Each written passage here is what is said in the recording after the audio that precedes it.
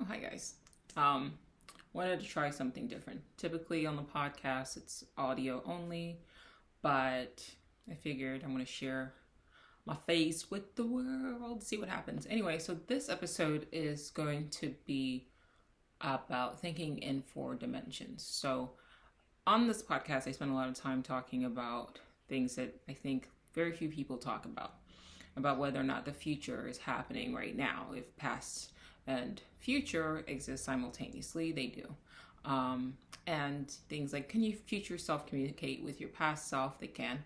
And can the experiences you're going through right now in the present time actually be caused by something that's happening in the future?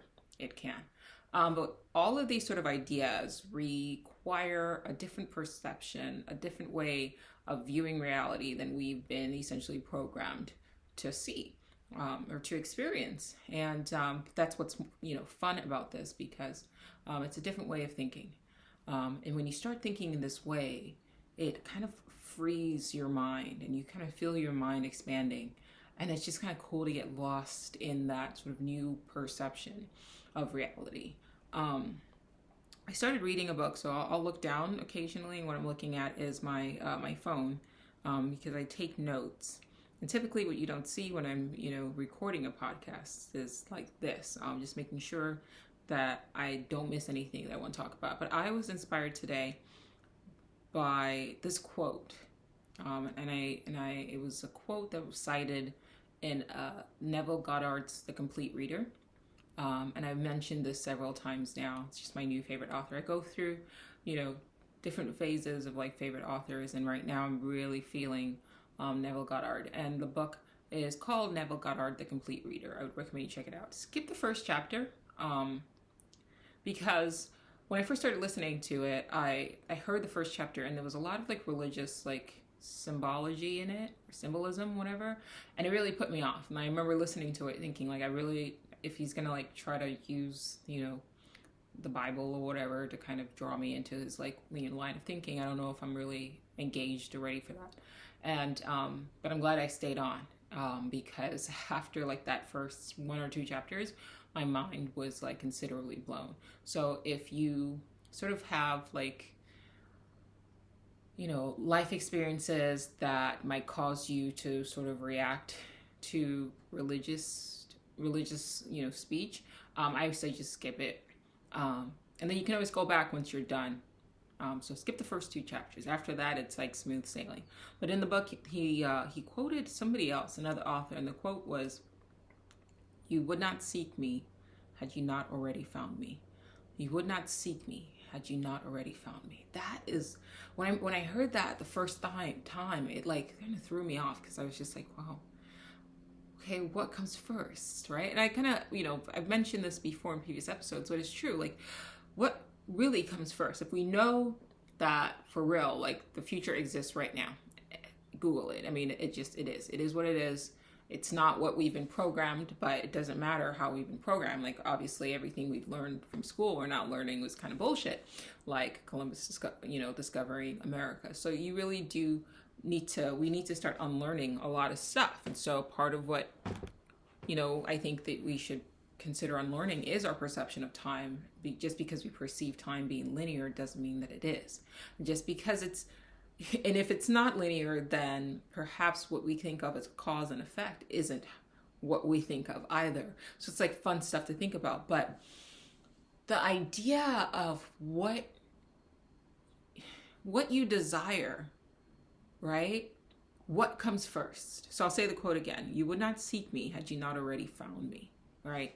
So if you're seeking something, right? If you're in search of something, then that means that there's a version of you in the future, right? That has already had the experience, and you having that experience is the cause now, right? Reverse causality or retro causality. Perhaps you having that experience in the future is now what's causing you to seek this experience in the present, right? Retro causality.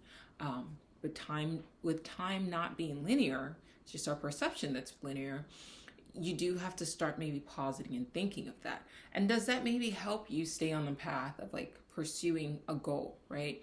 Because a lot of the times when you're perceiving reality in one way, you're perceiving time in one way, right? Past to future, you're sort of under the impression or perception that, okay, there's this goal, there's this finish line, and I've got to do everything in my power to get to that finish line, right? And that finish line is like a goal that you want to accomplish.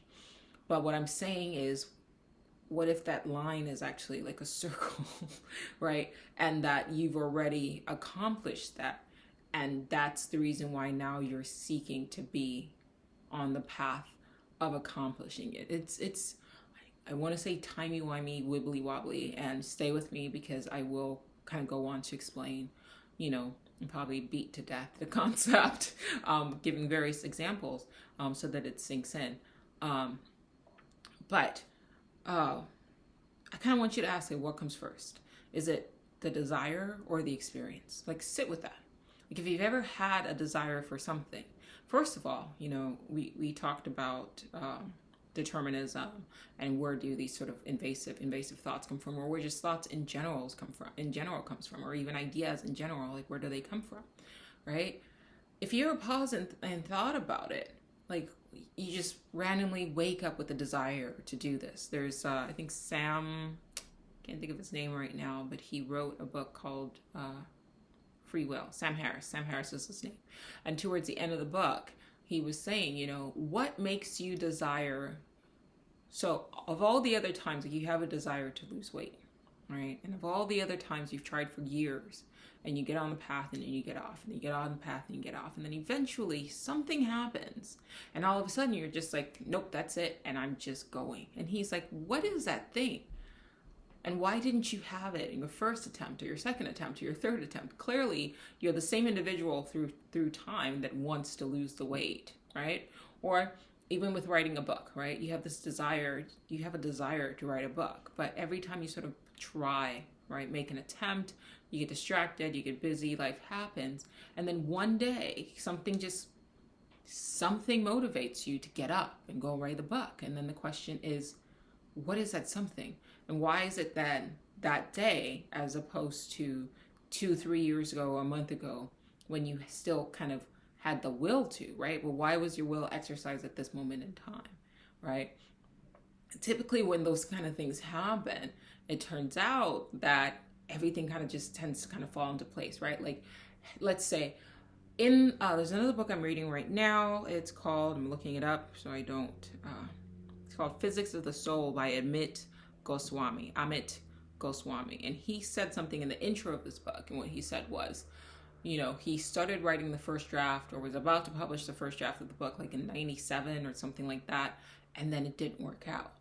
But then he said in hindsight, he's actually glad that it didn't work out, because it allowed him space and time to do the necessary revisions that allow him to now put the book out at the right time.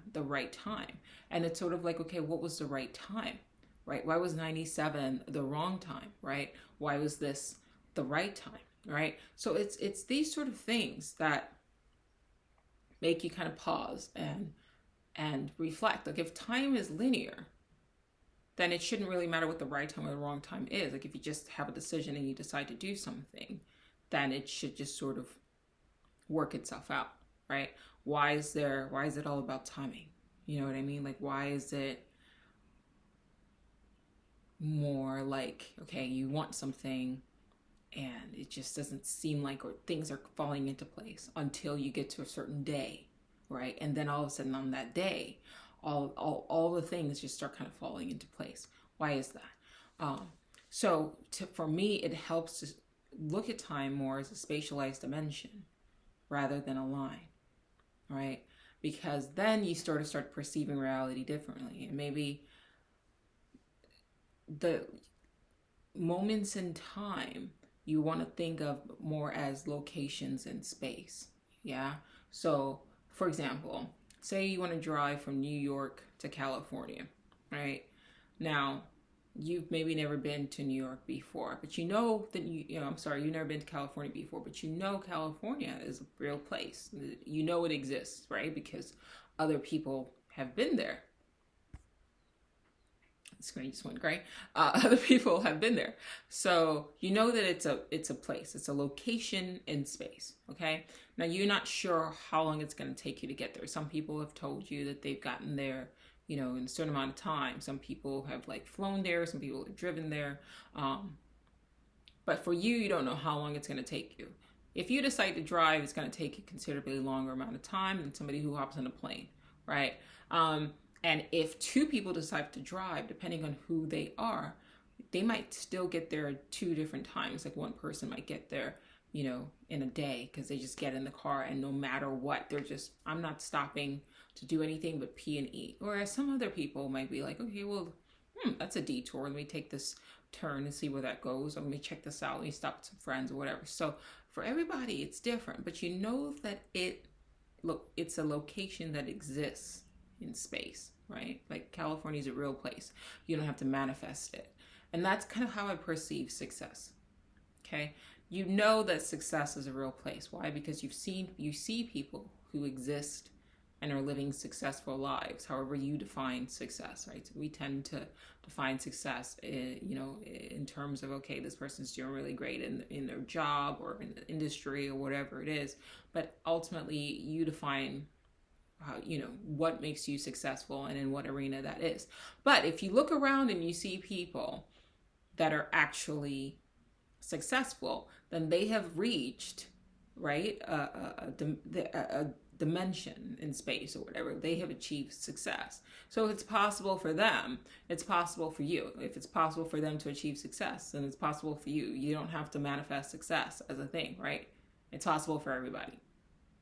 Now, how long does it take them? Well, it depends. There are some people who have, access to private jets, right? Because their parents are successful or their parents are wealthy. So you have I saw a TikTok that was basically saying, like, in order to make it to Hollywood, all you need is leverage up relationships that you have. And then they cited like Charlie Sheen and a couple other people like Anderson Cooper or whatever, who came from, wealth.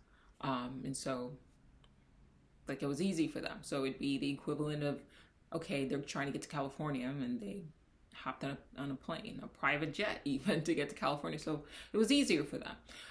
But that's not everybody's story, right? There are successful or famous, whatever it is you want to do in your life, people who, yes, it might have taken them longer to get to that location, right? Success, right? Think of success as an actual location. It might have taken them longer to get there, but because they didn't have access to, their family's wealth or whatever, but they did get there. So those people exist, right? It's not that success, like California, is a place that can only be traversed, by plane. You can drive there. It might take you longer, right? And then there are some people who, like, they're just like, they go and they're like, I'm not going to stop until I attain, whatever my success is. And they go and they go and they go. And they get lucky, and they have their lucky pretty quickly. But don't compare yourself to them. Just say, okay, well, don't say like, oh, it took that person like, just like a few years to get to where they're going. Well, you don't know. You don't know, because here's a lot that's happening behind the scenes where I'm learning from reading Neville Goddard. It's mind. Not just Neville Goddard. There's another book I finished yesterday. It is called Parallel Universes of Self. And that one talked about, like, the author is basically saying that, he decided that he wanted to be famous or famous, like an actor or whatever. So he started sort of meditating on it, I guess. And then all of a sudden things just started happening for him. But you could say, like, and he said, well, he was able to kind of reach a certain level of, like, fame, I guess, in a very short amount of time. Like, it took him 3 months, and all of a sudden, like, he was meeting the right people, and boom, boom, boom. And you could look at that on surface, like, on face value, and say, okay, well, it only took him 3 months to, like, make these breaks. Meanwhile, like, other people are taking them, like, it's taking them years or whatever. What is it? Well, it might have taken him 3 months to sort of make these moves. But it took him about a decade of priming his mind to not think negatively, to, essentially bend his reality experiences. I mean, he literally wrote a book called Parallel Universes of Self. So he's talking about quantum jumping. And he didn't develop the skill to quantum jump, right, in 3 months, right? He has been, by his own sort of experiences, he says, like, he had some strange experiences as a kid that kind of primed his mind to perceive reality differently than the way we've been programmed to. And then as a young adult, he started to learn certain sort of tricks to show him and teach him that, anything is possible. But that's like 20, 30 years. So it's 20, 30 years plus 3 months for him to make the moves that he made, right? So when you see somebody, they appear to be achieving success in a very short amount of time, right? You could look at that and go, okay, well, why don't I have that, right? Well, you don't know what's going on behind the scenes, right? You don't know how they mentally what they've done mentally to psychologically prepare themselves or to psychologically strengthen their mind to actualize certain reality experiences. Does that make sense?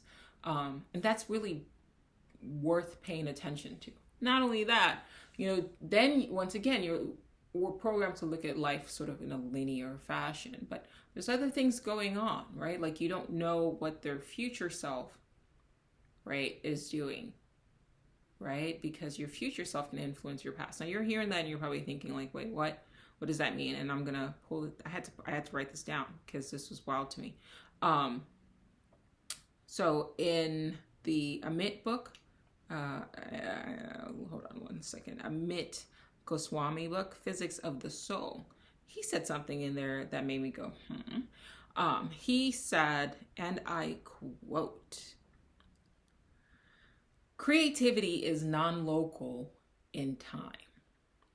What is creative today is commonplace tomorrow.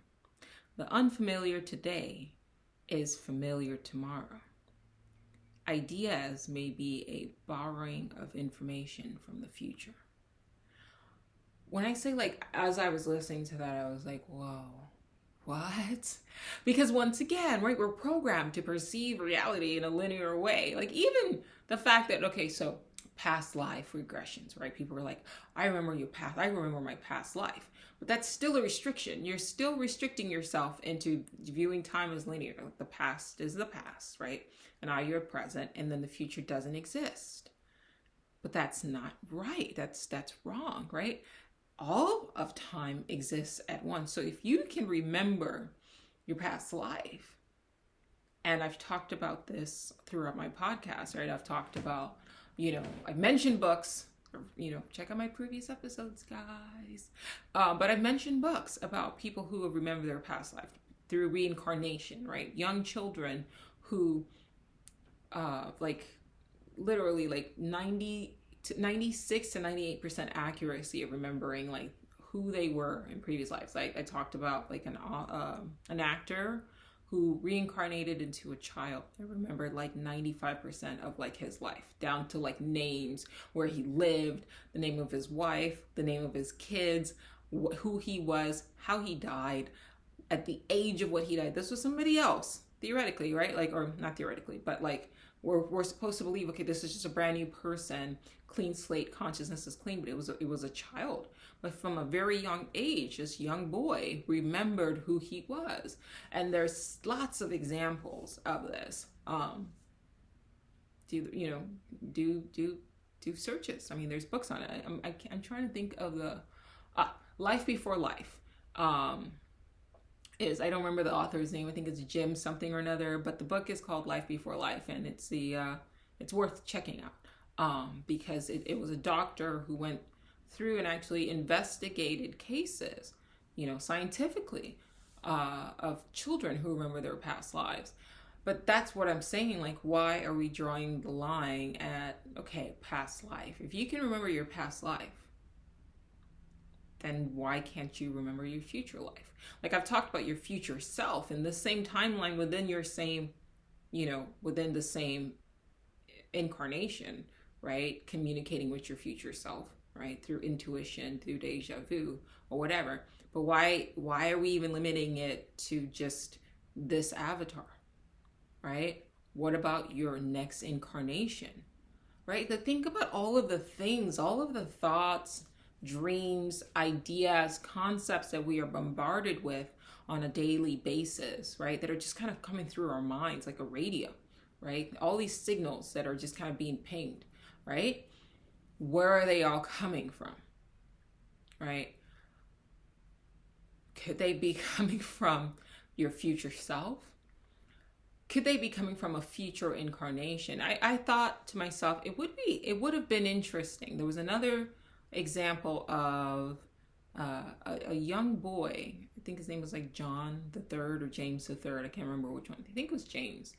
And he cited in the Life Before Life book. And I think in my previous episode, I mentioned other books as well that deal with reincarnation. I just can't think of it right now. But this kid remembered himself as I think it was like an Air Force pilot during the Second World War. And like no exposure to wars. He just kept drawing himself in the way he died. Specifically the way he died. I think he was like trapped in a plane or whatever and caught on fire and he couldn't escape. But he was like fixated on that moment. It's a very interesting story. I believe Netflix has a show as well on that. I don't remember what it's called, unfortunately. But I think, I do. It's called Surviving Death.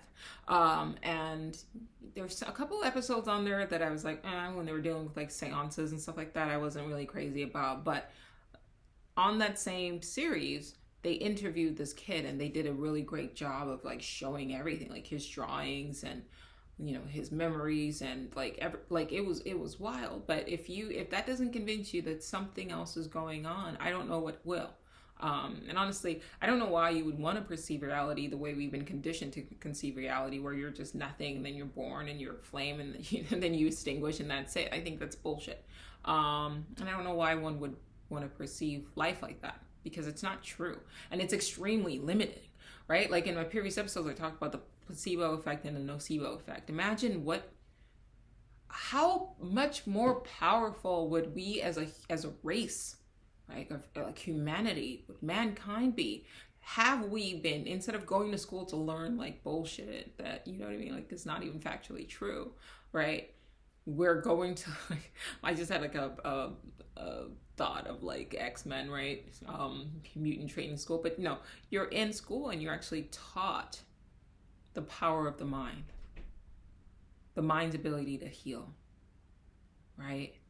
Like imagine if for 12 years of your life, 13 years of your life, that's what you're taught. That's what you're taught to meditate. Like you're taught the power, negative thoughts. You're taught to quantum jump. You're taught to shift reality consciously. And, I would argue if you can imagine it, it's possible. If you can imagine it, it's possible. If you can imagine it, it's possible.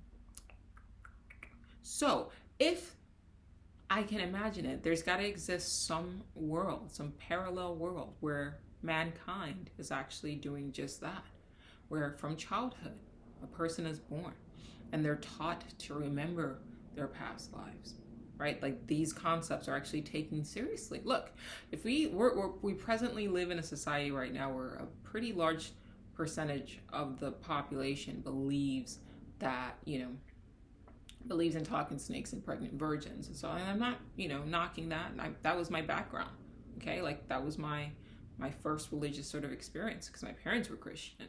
But if you can kind of program people to believe that, it's not too far-fetched to believe that there is a reality or there could exist a culture or society where people are conditioned to accept the power of the human mind to heal itself. Imagine like you start feeling a headache coming in, but you've had 12 years of, pre-K, pre-K through 12th grade of learning to meditate, learning to consciously heal yourself, learning to quantum shift. And you remember your past lives. You remember how you died, right? And then you can sort of heal from that, let it go, and know okay, well, that was my past incarnation and I've done what I needed to do then. This is my present incarnation, right? And I'm going to live consciously. And that's programmed. That's like, imagine, can you imagine how powerful the human race is? And then communicating with the future, right? To basically help your present, like, prosper, be successful. And I'm not even like, I'm going to delve into more of what I was saying, right? Like, pulling ideas, and our ideas just essentially you remembering your future. But if this is something that was taught to us, right, you wouldn't really be like concerned about, like, you know, you want something to happen and it's not happening, right? That happens a lot. You know, you're expecting, there's an expectation of something, right? You have a goal, and then it's like, you know, Monday it's not going, Tuesday it's not going, a week goes by, a month goes by, people are like asking you, like, how's it going? And then you suddenly start to lose hope, and doubt starts to creep in, and that mind virus, that negativity starts to talk, and next thing you know, you start doubting yourself. And because that doubt sinks in, right, it's almost like going in and pulling the seed of a desired outcome, pulling it out of dirt, right? That's the reality that we live in right now. All right. Now I'm saying, can you imagine something different? Like, if you could communicate, if you are trained, right, from birth to communicate with your future self, and you go, okay, I have this goal, right? Even if it's just full glimpses, like, even if it's not full glimpses, I should say, even if it's just like intuition, like, it's good. You know, I don't know when it's going to happen, but it will happen, right? And you're programmed, right? You're conditioned, you're primed. It's suggested to you that you are capable of this. If you believe you are capable of it, then you will be capable of it, right? Within the confines of, you know, laws of physics, right? Like, because when you say things like this and somebody snarky comes in and goes, oh, well, I believe I can fly, so should I go jump off a building and, you know, will I fly like that? No,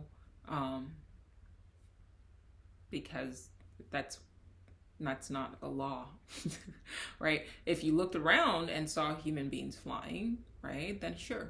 But that's not something that human beings are presently capable of doing, at least with our understanding of reality. Now, are there realities where people can fly? I mean, damn, like, we dream of flying. Where's that coming from? And before TV, like, humanity has reported, like, you know, dreams of flight, right? So why would we dream about something that we aren't capable of? Like, that's just always weird to me. So, you know, we dream of, we literally, when we go to sleep, we dream of flying. And then we dream up concepts like stories of Superman, who are, you know, beings that are capable of flight. Where is this coming from? Are we tapping into something that we might be capable of in the future? I'm going to say the quote again. Creativity is non-local in time. What is creative today is commonplace tomorrow. So when you think about shows like Marvel and you go, wow, that's wild, or like Harry Potter, right? It seems creative. It seems like, oh, what is this idea? I talked about this in my previous live. I actually uploaded it on my channel as well. Check it out. They're long, but the information is valuable. And you're not hearing this information from a lot of people. So check it out. It's mind expanding. But, you know, I like the movie Harry Potter, and I talked about this on the live. I said, listen, 100 years ago, if you would have told a person alive 100 years ago that what's happening right now, being able to sit in front of a screen, record yourself live streaming, and then communicate in real time to people across the country and across the world, it would have seemed like something impossible. Like, they would have said that's not possible. And yet it's happening now. Now imagine what impossibilities we as a human race will be capable of, or I should say, because time is not linear, are capable of presently, right now, in a location in the future, right? Think of the future like literally a spatialized, like a dimension in space. I've said this several times because I really want you to start imagining things like that. So let's say you're from Alaska, and it's just constantly cold, right? But you've never been to California before. But you sit in your house in Alaska and you're imagining what it would be like for there to be a place where it never snows, right? It might, if you've never lived in a place like California, like it might seem impossible, yet you've conceptualized it. And yet California does exist, just you've never been, right? But you're conceptualizing it. Get it? So do you have to create a place like, California? No, because it's already there. You've conceptualized it. You've imagined it. So if you can imagine it, it exists. To people in California, it's commonplace. It's not, like I live in California, like it's sunny outside, it's nice, it's warm.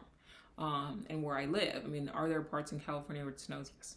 But come on, let's not, you understand what I'm trying to say.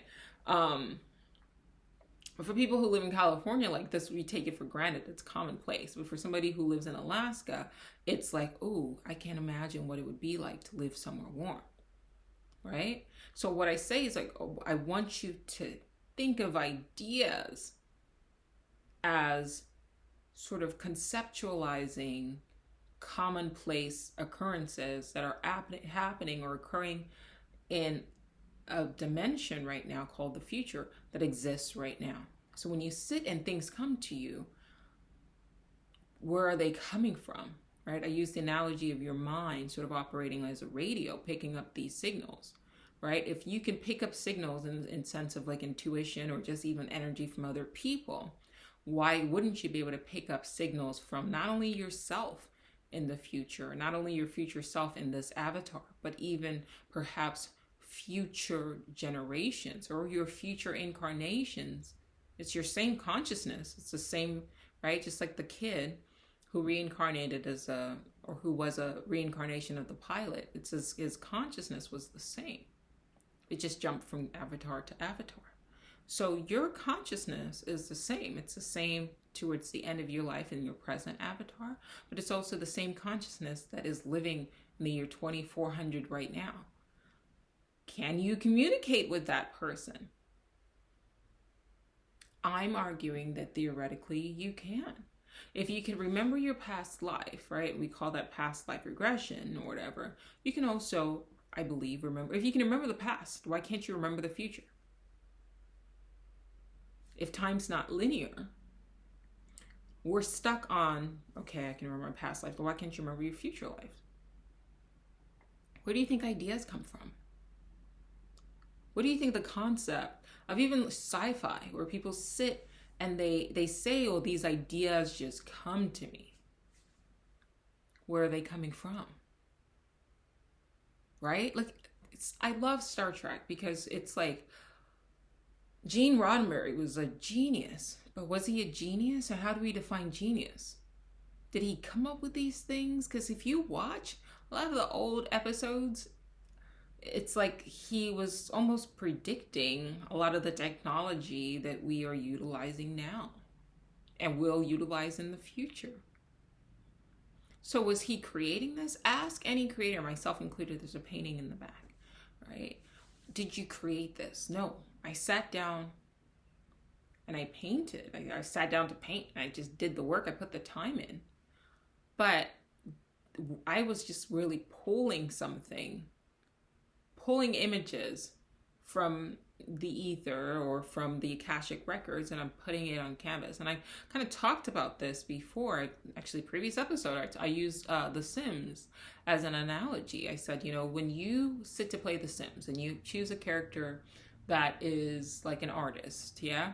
Your sim that's painting isn't creating the painting, right? The painting already is pre-programmed into the game before you even bought the game, right? The designers had already sort of, decided that should you decide as a consumer to use your sim in this way, these are the pieces that your artist sim will create, all right? That was before you even bought the game. It's already been decided. So I'm taking that a step further, and I'm saying before you even decided, right? To upload your consciousness into this avatar. The avatar, first of all, already exists as a playable character in space-time. Your avatar, my avatar, already exists as a playable character in space-time. So you have to let go of attachment to the physical form, as that's who you are. I'm going to say it until it sinks in. You have to let go of attachment to the physical form as that being who you are. Because you're not. Your consciousness playing a game. I'm playing as Joe. I'm playing as Jolie. Right? But I'm not, my consciousness has been uploaded into the simulation, and this is a character that I chose to play as, and I'm doing my best to sort of like take it off of story mode into free play mode. But even the free play mode, right, and the experiences in free play mode are pre-programmed experiences. The way any experience that you have in a video game has already been pre-programmed. And a lot of people, when they hear that, they think determinism, I have no free will. But my response to that is, you have no free will the way a player in a video game has no free will. But that's not, it's like, you got to look at it in a different way. There is will there. You can make little choices within what's been programmed. Right? So it's not just like you're a slave, you're not like a robot, and it's a game, right? Those experiences had to have been thought of. Those experiences had to have been pre-programmed so that you can enjoy it. So that you're not just like, okay, what? Like, I had a lucid dream one time, and like probably my only like full-blown lucid dream that I had. And I remember waking up in the dream and I was like, oh shit, I'm controlling the dream. And so I was like running around like, okay, what am I gonna do? And I like decided I was gonna have a party, and like Snoop Dogg was there, Ludacris was there, was a pool party. And then I was like, okay, I'm gonna fly. And then I was like, okay, I'm flying. And then I was like bored. Like, I was like, okay, I could do everything. Maybe I just wasn't creative enough. But after I realized I could do everything, I almost like couldn't do anything, because there was like I'm used to, certain structure of life. So there was no excitement, because I could do anything. Okay, what do I want to do? Now, what if if the story, right, had been, because all of a sudden it was just like a blank canvas, and I was like, okay, what do I do now? And I just having all of those experiences available to me without like being able to channel it into like these different experiences just made it so that I didn't do anything. Now, if I had woken up or become conscious in a dream that was like an active storyline, right, where I'm not necessarily controlling every single aspect of the storyline, like the characters, they have their own, intelligence, or I'm dreaming with other people who are also conscious, and they're, they have the freedom to do their own thing, more or less. Maybe I can impact, affect changes in different things, but I can at least remove the fear that anything bad will happen to me, right? If I woke up in that kind of dream, if I became lucid in that kind of dream, that becomes more fun, because the structure is there, right? The skeleton is there, the foundation is there, the bones are there. These are nice bones. So I'm able to say, okay, well, all right, okay, I'm in, let's say it's like a Game of Thrones dream, right? And they're they're not dinosaurs, there's dragons everywhere. All right, cool. Okay, so the structure of it, storyline, the plot has been laid out for me, right? And now in this dream, I can decide, okay, do I want to hop on a dragon?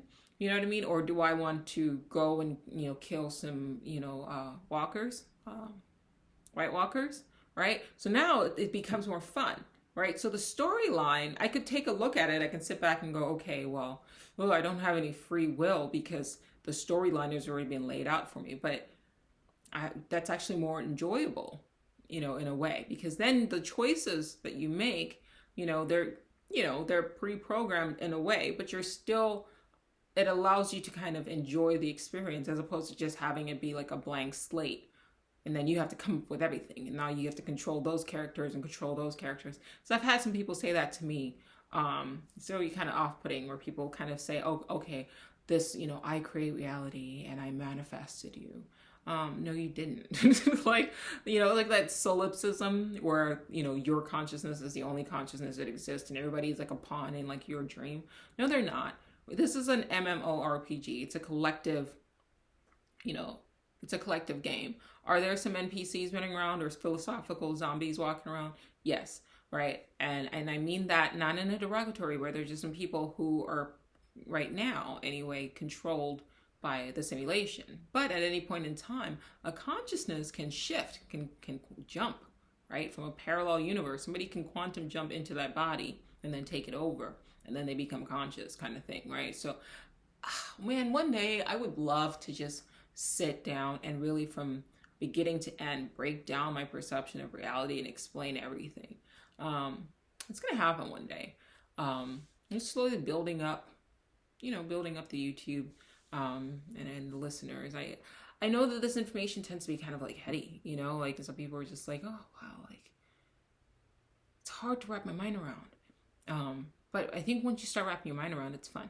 Like I want to talk about how, okay, if you can imagine anything, it's real. So like I said, 100 years ago, right, people would, if I sat down, let's say like I was part of a group, right, and I said, 200 years ago, I said, I see a black mirror that everyone holds in their hands, and they can see images in it and communicate with faces and different cultures from all over the world. I probably would have been hung like as a witch or burned at the stake as a witch. But what I'm describing when I say black mirror, right, is a cell phone. Your phone is a black mirror, and in it you can communicate with people in different parts of the world, right? But in the past, people used black mirrors as scrying mirrors. What's influencing what, right? Somebody had an idea, right, in the 1700s and 1600s. Hey, I can use a black mirror to communicate with people in different parts of the world or different worlds. But to them, they translated it. That idea was actually them seeing what we're doing now, right? The people who were like, I'm going to use a black mirror as a scrying mirror, where did that idea come from? Well, perhaps that person exists in our time now. Guys, this is freaking fun. Like, I love talking about stuff like this, because like, who's talking about it? But yeah, like, what if the person, right, the consciousness of the person who in the 1600s or the 1400s, whenever scrying mirrors, and if you don't know what I'm talking about, Google scrying mirrors.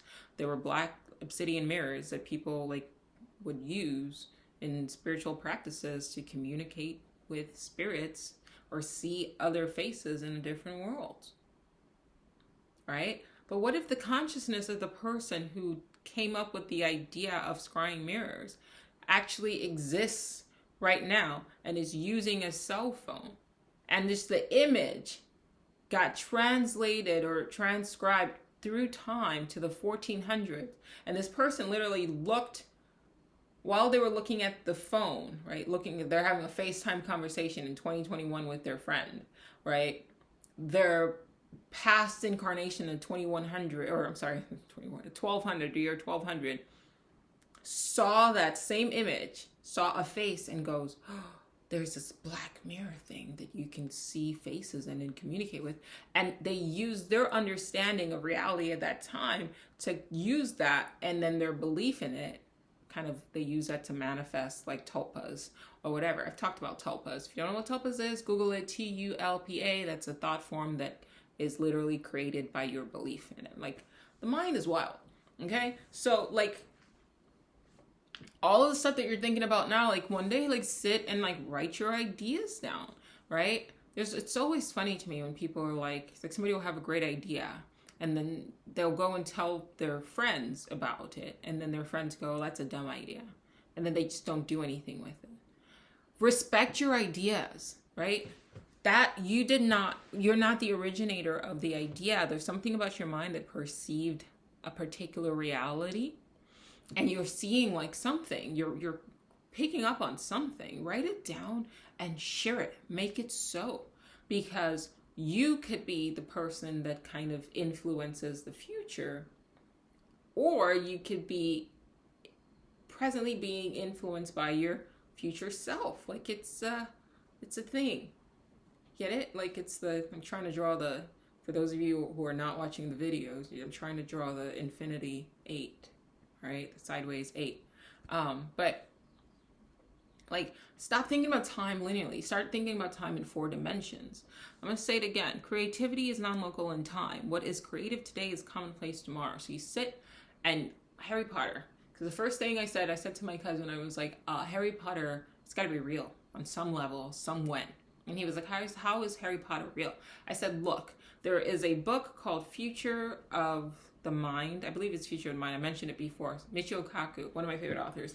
And in it, I think it's like chapter 5, you jump to like chapter 5 or 6, he starts talking about what we are technologically capable of now that isn't, evenly distributed, right? The future is here. It's just unevenly distributed. That's a quote by, I don't remember who. But ESP, we have technology to make that a thing right now. It's like, in a seed, but it will sprout into a plant and a tree at some point in the future. It's a seed now, right? And that seed has contained in it that tree and the plant. It just takes time for it to grow, time for us to experience that, time to actualize that. Okay, so ESP capable, telekinesis, like they are working on things right now that will allow you to move things with your mind. Yes, right? Being able to transcribe your dreams. He has talked about how you can literally turn your dreams into a movie. We're at the seed level right now, right? This infancy, right? It's a seed level, plant level. But in the future, that will be developed, and then your dreams, your memories, just like Dumbledore remember he pulled his memories from his head, and right? That will be a thing. A killing curse, that is a nocebo effect, just like on steroids, right? Like there are cultures right now even that they believe very strongly in particular curses, and that if you say the curse to them, the person's belief in it will cause them to die or to get sick. And that's right now. But in the past, we had superstition and we had placebos as well, right? Like think about what was considered medicine in the past, and it was like wild shit. You know what I mean? But it worked because people's belief in that. Now imagine in the future where people believe that they can actualize realities, right? Or we have technology that allows them to move things. And yes, it might take the form of a wand, okay? But this could very well be a stylus, you know what I mean? It's a makeup brush. But this could that could easily be, a stylus. Just like the person in the 1200 might have seen the memory of an iPhone or an Android or whatever, and saw a face in that and interpreted it through their understanding of what was possible in their time as, oh, you can communicate with spirits in this thing, right? That's how they saw it, right? But we see it differently now because it's technology for us. Like Harry Potter could very well be probable, maybe not in the magical sense, but like a broom that you can travel on. I mean, I just saw some guy on TikTok that has like a hoverboard thing that could easily become a chair, or you could turn that into a broom if that's what you really want to, do, right? The flying car, the Weasleys flying cars. I mean, come on, that's the Jetsons just set in, the 80s or whatever. We're gonna have flying cars. It wasn't even like super flying. It was like, a tree level or whatever, or a little bit higher or whatever, but we are capable of that. We will be. All right. So I don't know, like, and all the other, like the creatures, like a 3-headed dog Cerberus, like that's just like genetically, genetic modification. Like you could alter, DNA of a dog and make it have 3 heads. And then dragons, like that's DNA manipulation, right? I don't know about the breathing fire thing. I have to kind of play with that idea, but maybe it's not coming out of their mouth, or maybe it's a mechanical dragon, right? Like imagine, like we're already working towards like making robots, right? Like, and we already kind of have the idea in our minds, like, okay, like if I say dragon, even though dragons they say never really existed, but for some reason we have dragons throughout time, like drawings and paintings of dragons through time. Maybe they didn't exist in the past. Maybe the people in the past who drew dragons are imagining a future where we have dragons, right? Like genetically modified, like using, I don't know, dinosaur DNA and like blow torches or something like that. And the people in the past saw that and just combined it as like a fire breathing dragon or whatever, but it was really like a robot, steed or something like that, that just has a blowtorch attached to it. I don't know, but like, you really, if you break your mind out of the chain of like time has to be in the line, and that, okay, you can only remember your past. And then you start really believing that remembering your future is possible, and it takes the shape of an idea, like it kind of changes how you start interfacing with reality, with your memories, with your dreams, all of that.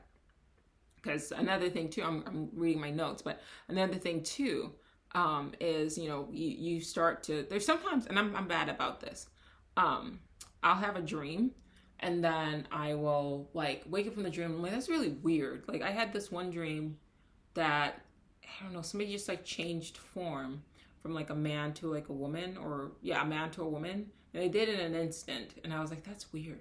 And so I didn't write it down because I was just like, well, I'm only interested in like, my retrocausal dreams, like my dreams being able to kind of predict, my future in this lifetime. But now I'm like, oh, write that down, because like that could be a future self. That could be an experience, like a daytime experience. Remember I talked about dreams, right? And I'm not discounting what scientists say dreams are. So, but scientists say dreams is like essentially you have a dream of your day. So everything you see throughout the day, your dreams basically are just a defragmentation of these images, and then it kind of, it's like an image dump, and it tries to kind of create a storyline from that, or whatever, and then it kind of shows up as a dream. I'm not saying that that's not the case, but what I am saying is why when you dream, you're not limited to just this day, and you're also not limited to this incarnation. Your dreams could be performing that same defragmentation process, but from a future self, from a future avatar, from a future incarnation, right? And you might be literally seeing into the future. Like I was limited on, no, I'm just trying to see my future like in this avatar. But I've had some dreams that I like, literally like they were sci-fi dreams, and I was like, that's so weird, like why would I dream about that? And they looked like nothing I'd actually seen in a movie before.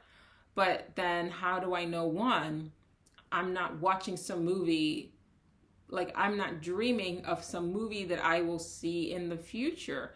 Guys, like seriously, if you start thinking like this, life becomes like you're taking levels. You're taking life from this one level to like a whole different level, and you really start paying attention to your dreams, to your ideas, to your thoughts, Yeah. But anyway, I'm, winding down. I think about like 7 minutes. Like I like to keep it right under an hour. I don't know. No, I don't. I mean, I could ramble forever, but for those of you who watch my lives, like they tend to go on long. I really want to go back and end it with this thought, where are your desires coming from? That has been stuck in my mind for a while, because I've had this desire for a particular experience. And then I heard this quote that said, that which you desire desires you. I'm trying to find it. That which you desire. Okay. What you wants something from you. I changed it to that which you desire desires you. And then I said that to one of my friends, and she was like, yeah, it's like like that makes sense. It's like a magnet, right? Like you wouldn't be attracted to something if it wasn't attracting you, right? Because like what I said at the beginning of the episode, like where are these desires coming from? What's influencing what? Is it your future? We're led to think that your present is what influences your future, but that's not necessarily true. If time's not linear, your future could be experienced, it could be influencing your past. So you might all of a sudden wake up like, I woke up with a random desire. I'm not going to share it with you guys because it's private.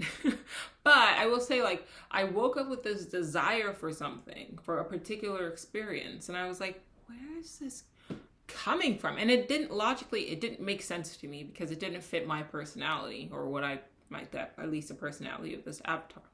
But it was like a very strong desire for something all of a sudden, like literally woke up with it. And since then, it's only kind of gotten stronger. This desire for this particular experience has only gotten stronger. And like I said, logically, it doesn't make sense. It doesn't fit my personality. And that's when I also started having the thought of like, okay, well, what came first? Did I have an experience, or am I having an experience in the future that now has triggered the desire for the experience in the present? Like, what is influencing what? Like, what comes first? And more importantly, in that quote, it says, what you desire, what you want something from you. I change it, like I said, to what you desire something from you. That desire, the experience that I have, it's going to be around me interacting with somebody, right? Now, do they need something from me, right? That's the magnet. They need something from me. So they've sent out some sort of like beacon into, the Akashic field or whatever. And maybe it's just something that I happen to be in the proximity of, and I can give them what they need, right? And now they're almost pinging me through time. And now I've got to sort of figure out how, not even figure out, I don't have to do anything, but like that's might have been what triggers or what triggered that desire, right? It's not, because when we have feelings, when we desire something, we think, oh, that's originating from us, that's coming from us. But that's not necessarily true. I saw somebody say something to the effect of like your ideas are looking for people who will bring them to life. And if you don't bring them to life, they'll just find somebody who will. So you have an idea, and you're programmed to think that, oh, I had an idea. This is my idea, right? So we're looking in a linear fashion, like, and almost like selfish, right? And very individualistic, right? Okay, I have this idea. This is my idea. But maybe the idea had you, right? Maybe when I sit to paint something, I think of something of the painting. Where did that even come from? Well, it wanted to sort of be actualized, and so it's using a writer, right? So the writer, when they sit down to tell a story, they will always say the same thing. Sometimes a lot of the time these stories are writing themselves. Well, they're using you as a vessel of actualization. They're using the human mind as a vessel for actualization. The same thing with desires, right? If you desire to write a book, where did that desire come from? Especially if you're not the one creating the story. What came first, right? Is a story something that you're actually sort of actualizing, and it needs your creative energy as a human being to bring it to life, right? Now I'm paralyzing. Is that a word? It is now. But these are parallels between the creation process and a desire for a particular experience, right? If you keep in mind that what you wants something from you, it flips it. It changes the narrative. Now it's not a matter of, okay, I need to fill this need, but it becomes more, okay, I need to serve. There's someone that needs me to serve them in a way, right? And that me serving them benefits the whole, benefits the, the collective consciousness. And I'm just like playing my part. It humbles you a little bit, but it also takes away that angst to like, oh, I've got to do this. It's like, no, it's already been done. It needs to be done. And that's why you've essentially been summoned to make it so. All right, that's my time, guys. I'm going to go ahead and wrap this up. Thanks for listening. Subscribe. Check me out on TikTok. Let's roll.